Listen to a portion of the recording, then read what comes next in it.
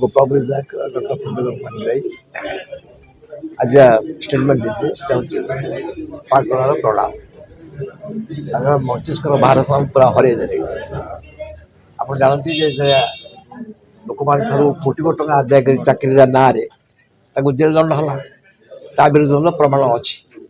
ଯେତେବେଳେ ବର୍ତ୍ତମାନ court Ivoire ସମ୍ପତ୍ତି ଠାବ କରିକି ତାର କ୍ଲେମ୍ କଲା, ଏଥିରେ ସତ୍ୟତା ଅଛି, ଏ ଦଣ୍ଡବିଧାନ ନିଶ୍ଚୟ ଜାଣିଦେଲେ ସେ ରକ୍ଷା ପାଇବ। ଗୋଟେ ପାଗଳା ମହିଳା ଏମିତି ଜଣ କହୁଛନ୍ତି, ସିଏ ପ୍ରକୃତରେ ମାନେ ଠକ ଆଉ ତାର ମୂଲ୍ୟ ଭାରସାମ୍ୟ କିଛି ନାହିଁ। ଆଉ ଭଲ ଅଛି ସାଧାରଣରେ, କାହିଁକିନା ମାନ୍ୟବର ମୁଖ୍ୟ ନିଜେ ଏହାର ଦାୟିତ୍ୱ ନେଇଛନ୍ତି।